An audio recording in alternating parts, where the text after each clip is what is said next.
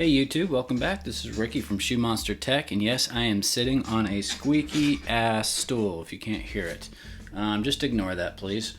Alright, well, we're going to be looking at the Spyderco Native 5 Lightweight.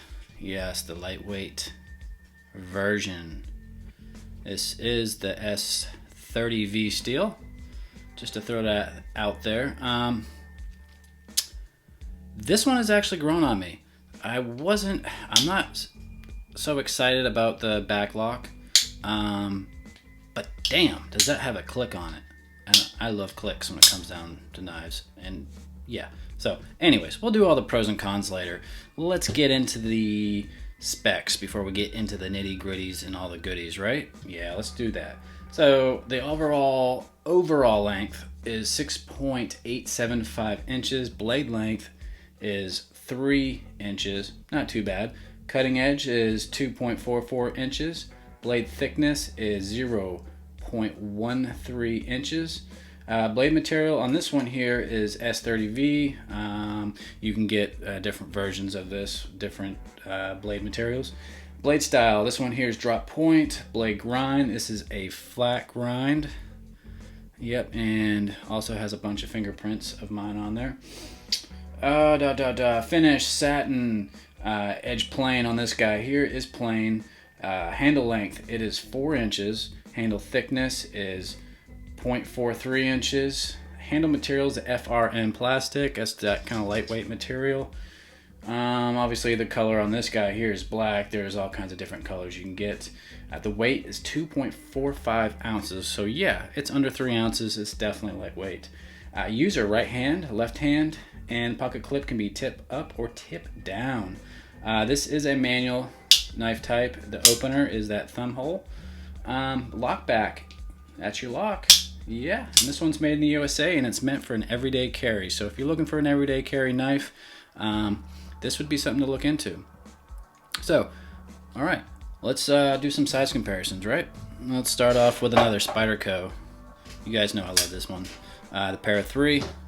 So yeah, this one's pretty close to the same. Yeah, see? I mean, Para 3 obviously weighs a little bit more. This is not the lightweight version of the Para 3. You know, you got the G10, you got the full liners on here. If you can see it, there you go. This one does not. This doesn't have the full liners. It stops right about here someplace. So it's got to be lightweight. Yeah, there's some things you don't get with the lightweight, like full liners, frame liners. Let's put that away. Actually, I'll put it right here. How about that? Yeah, that works. Let's do the Ontario Rat 2. Now, I believe the Ontario Rat 2 is just a smidge bit bigger, so it kind of gives you an idea. Hey, yeah, this knife's not too big. It's actually a pretty small everyday carry. So we all know the Rat 2 is not a gigantic knife by any means. So there you go. Yeah. Just a smidge bit bigger overall. There we go. Yeah. All right, let's put that bad boy away. Actually, let's put it away off the screen. Oops, bump the camera again.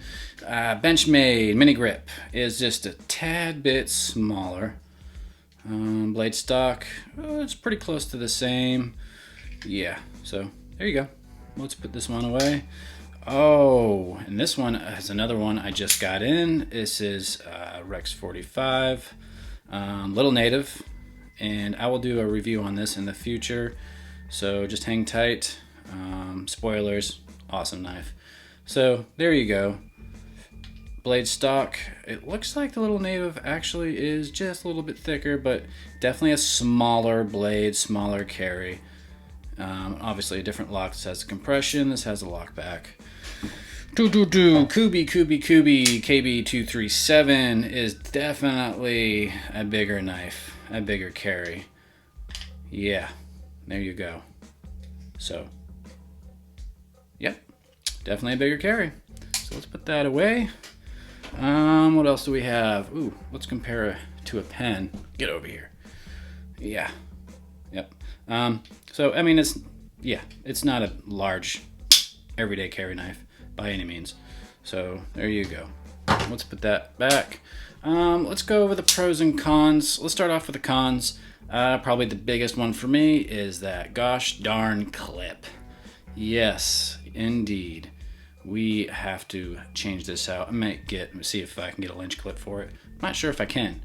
If you guys know if I can, throw it down in the comments. Otherwise, I'll just get on their website and check it out myself. I've had this knife for 2 weeks. I've carried it. I've carried a lot at work. If you guys get on my Instagram page at Shoe Monster Tech, you see I post a bunch of photos, and this one's been in it quite a bit. It's really grown on me. So back to the cons. Anywho, so the clip, and let's look at the screws. They do come out a little bit, not a big deal, so not a huge con. That's really honestly all I can think of right now. Maybe I'll throw a little bit more in while I'm doing the pros.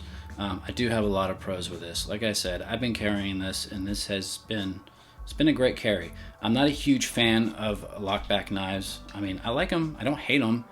I just, I prefer like maybe a compression lock, even a liner lock. That's when I first started out with when I was a kid. It was liner locks. So, but this one here, there's something about it. It's kind of like the Delica 4. It just really grew on me. Yeah. So, and it's got a really good snappy, and the lock is very strong. I mean, there's no doubt about it. This is actually, for a lightweight knife, this is a very tough little fella. Honestly, I might take this over the bug out. Yes, it's cheaper than the bug out. This goes for what? MSRP on this is actually like $150, but we all know we can probably get this for about $105. Maybe off Blade HQ or any other knife shop out there that sells these. And again, there's different versions, more expensive versions of this, so keep that in mind. Another pro I really like about this, and it's the same thing with the Para 3, is the finger choil here. And you've got a really good finger choil on this one. It's a little bit more than the Para 3. See, so check that out. Yep, so definitely more of a finger spot there, and you can get a really good grip. Let's go back to a quick con, hot spots. Yeah, this clip, again, I definitely can feel it right there. About right here someplace. I can feel it. So, yeah. Ergos on this is, I mean, if I'm going to use this quite a bit, if I'm cutting, yeah, I might get a little tired out. But it's not that bad. It's really not. I think I could use this knife quite a bit. It's very comfortable in hand, except for that hot spot again. So, any other pros I have on this is the looks. Definitely the looks. It's just, I like the black. I am a huge fan of black knives or black handles. Just looks good, especially with like a nice black handle with a nice black blade. That's a good combo for me. Just looks good. I don't know, maybe that's just kind of reminds me of Batman. I love Batman. He's one of my favorite superheroes by far. So yeah, maybe that's the influence there. So what else do we have? The jimping. Yes, I love jimping. And Spyderco, of course, pulls it off again with amazing jimping. I love their jimping on most of their knives. Very awesome. Yes, indeed. The chamfering on this knife is actually pretty well done. You can see it all around. I mean, it's not like top notch or anything, but you can see they do a really good job right here, especially where it counts. So you can, have that good grip to it. Knife did come very sharp out of the box. Indeed. I did touch it up a little bit with I have the Spyderco triangle sharpener, so I touched it up with the diamond rods there. Or should I say the diamond stones. So yeah, she's pretty sharp right now. And you can take a look at that right there on that top of that knife. It just makes it look good. And yeah, it's definitely slicey dicey. I mean, it's got a thicker stock than, like, say, your Delica 4 blade stock, that is. So it's not going to be quite as slicey as your thinner stock knives, but she is definitely slicey, no doubt. I just put just a little bit extra oomph, a little elbow grease into it, and does just fine. I do like the lanyard hole on this. It's a decent spot. It's not like, see the Para 3, it's kind of, it's a little out of whack there, I think. So if you're a lanyard user, yeah, it's definitely a good spot for it. See, the action on this is nice. Pretty much drops right down. So yeah, and when I'm in a pinch, this is definitely, you can use this one-handed as long as you keep your finger about right here, right underneath that choil, and just kind of give it a good, I mean, you don't even have to. Once you get this thing broken in a little bit, it just kind of drops down there. Take your thumb, bam, and you get that nice click sound to follow up with it. So, so yeah, definitely a one-hand user tool here. Awesome stuff. Can't think of any other pros. The price is, I think, a great price. All around, I really do think I would recommend this. If you're looking for if you like backlocks, if you're looking for a good everyday carry, a lighter one that's under 3 ounces, with good jimping and decent ergos, maybe switch out the clip on it. Yeah, definitely recommend it. Good price point, $105 generally. Like I said, the MSRP on this is $150, but I haven't seen anybody really charging that much for it. So $105, this is a good deal. You get your S30V steel, and the edge is going to hold quite a bit on it, I think. So there you go. If you guys have any comments on this knife, if you own one or if you're thinking about getting one, throw it down below.